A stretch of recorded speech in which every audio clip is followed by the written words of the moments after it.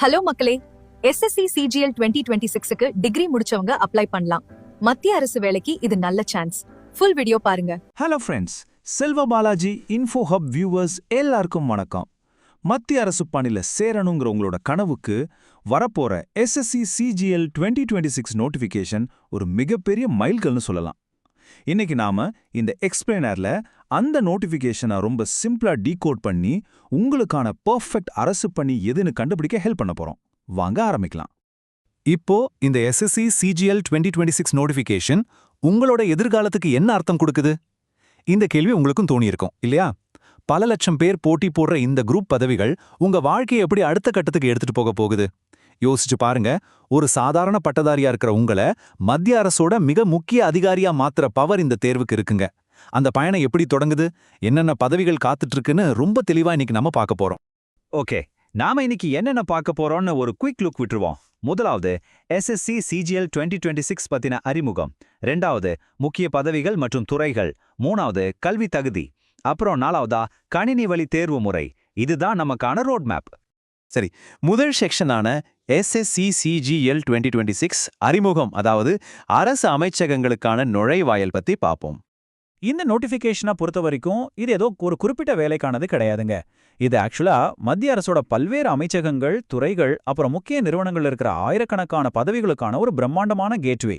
சிம்பிளா சொல்லணும்னா, ஒரே ஒரு தேர்வு மூலமா பல அதிகார மையங்களோட கதவுகள் உங்களுக்கு திறக்கப்படுது. இதை நாம முதல்ல தெளிவா புரிஞ்சுக்கணும். அடுத்து செக்ஷன் 2, முக்கிய பதவிகள் மற்றும் துறைகள்.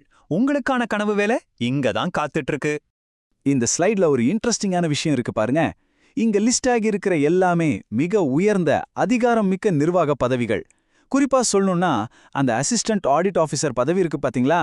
பலரும் குறிவைக்கிற ஒரு கெசட்டட் அந்தஸ்து பெற்ற மாபெரும் பதவி அது. ஏன்னா CGL தேர்வுல இருக்கிற ஒரே குரூப் பி கெசட்டட் போஸ்ட் இது மட்டும்தான். இது தவிர செக்ஷன் ஆஃபீஸர், என்ஃபோர்ஸ்மெண்ட் ஆஃபீஸர் மாதிரியான பதவிகள் மூலமா மத்திய அரசோட முக்கிய முடிவுகளை எடுக்கிற இடத்துலையும் அதை செயல்படுத்துற இடத்துலையும் நீங்க போய் உட்கார போறீங்க. சான்சேல் அல்ல. வெறும் ஆபீஸ் வேலை மட்டும்தானா நினைச்சிடாதீங்க. களத்துல இறங்கி வேலை செய்ய துடிக்கிற ஆட்களுக்கு ஏத்த மாதிரி அதிரடியான பதவிகளும் இங்க இருக்கு. உளவுத்துறை, புலனாய்வு துறைகள்ல வேலை பார்க்கணும்னு ஆசைப்படுறவங்களுக்கு சப் இன்ஸ்பெக்டர் மற்றும் ஜூனியர் இன்டெலிஜென்ஸ் ஆஃபீஸர் போஸ்டிங்ஸ் ஒரு அருமையான வாய்ப்பு. அதே மாதிரி உங்களுக்கு டேட்டா, கால்குலேஷன் மேலெல்லாம் ஆர்வம் அதிகம்னா junior statistical officer, investigator grade மாதிரியான ஸ்பெஷல் ரோல்ஸும் இருக்கு. சரி, இப்போ மூணாவது செக்ஷனுக்கு வருவோம். கல்வி தகுதி, அதாவது யாரெல்லாம் இதுக்கு அப்ளை பண்ணலாம். இங்க ரொம்ப முக்கியமான ஒரு பாயிண்ட் என்னன்னா, எல்லா பதவிகளுக்கும் ஒரே மாதிரியான கல்வி தகுதி கிடையாதுங்க. பொதுவான பதவிகளுக்கு ஒரு தகுதியும் சில குறிப்பிட்ட சிறப்பு பதவிகளுக்கு வேறொரு தகுதியும் இதை ரெண்டா பிரிச்சிருக்காங்க. ஆனா உங்களுக்கு ஒரு நிம்மதியான நியூஸ் சொல்றேன் கேளுங்க. நாம முன்னாடி பார்த்த பெரும்பாலான உயர் பதவிகளுக்கும் நிர்வாக பதவிகளுக்கும் தேவையான பேசிக் குவாலிஃபிகேஷன் இதுதான்.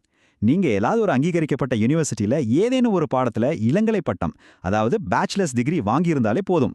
அது ஆர்ட்ஸா இருக்கலாம், சயின்ஸா இருக்கலாம், இல்ல இன்ஜினியரிங்கா கூட இருக்கலாம். இந்த துறைகளோட கதவுகள் உங்களுக்காக எப்பவும் திறந்தே இருக்கு. ஆனா கொஞ்சம் வெயிட் பண்ணுங்க. சில குறிப்பிட்ட சிறப்பு பதவிகளுக்கு மட்டும் கொஞ்சம் ஸ்பெஷலான தகுதிகள் கேட்கறாங்க. இப்போ நீங்க ஜூனியர் ஸ்டாட்டிஸ்டிக்கல் ஆஃபீஸர் இல்லனா இன்வெஸ்டிகேட்டர் கிரேட் பதவிகளுக்கு அப்ளை பண்ணணும்னா உங்களோட டிகிரியில புள்ளியியல், கணிதம், பொருளாதாரம், அப்படி இல்லைன்னா மக்கள் தொகையியல் இதுல ஏதாவது ஒன்று ஒரு சப்ஜெக்டா படிச்சிருக்கணும். அது மட்டும் இல்லாம மேனேஜ்மெண்ட் இல்லைனா கம்பெனி செக்ரட்டரி படிச்சவங்களுக்கும் சில சிறப்பு பிரிவுகளில் வாய்ப்பு இருக்கு. ஸோ உங்களோட பேக்ரவுண்ட் என்னங்கிறத இதோட கொஞ்சம் மேட்ச் பண்ணி பார்த்துக்கோங்க. ஓகே, ஃபைனலா நாலாவது செக்ஷன் கணினி வழி தேர்வு முறை, அதாவது எக்ஸாம் அன்னைக்கு நீங்க என்ன எதிர்பார்க்கலாம் அப்படிங்கறத பார்ப்போம். இந்த தேர்வு முழுக்க முழுக்க ஒரு கம்ப்யூட்டர் பேஸ்ட் எக்ஸாம் தாங்க. பேப்பர் பென் வச்சு எழுதுற பழைய சிஸ்டம்லாம் கிடையாது. இது முழுசாவே மல்டிபிள் சாய்ஸ் கொஸ்டின்ஸ், அதாவது MCQ ஃபார்மேட்ல தான் இருக்கும். ஒரு கேள்வி, 4 ஆப்ஷன்ஸ், அதுல சரியானதை நீங்க செலக்ட் பண்ணணும். இதுக்காகவே பிரத்யேகமா ஒதுக்கப்படுற எக்ஸாம் சென்டர்ஸ்ல தான் இந்த தேர்வு நடக்கும். எக்ஸாம் ஸ்ட்ரக்சர் எப்படி இருக்குன்னு கேட்டிங்கன்னா, இது ஒரே எக்ஸாமா முடிகிற விஷயம் இல்ல. இதுல 2 தேர்வு நிலைகள் இருக்கு. அதாவது டயர் 1 அப்புறம் டயர் 2ன்னு சொல்வோம். இந்த ஒவ்வொரு எக்ஸாம்லயும் 4 வித்தியாசமான செக்ஷன்ஸ் இருக்கும். முன்னாடியே சொன்ன மாதிரி இது எல்லாமே முழுமையா ஆன்லைன் முறையில தான் நடக்கும். இந்த விஷயத்தை நீங்க நல்லா புரிஞ்சுக்கணும்.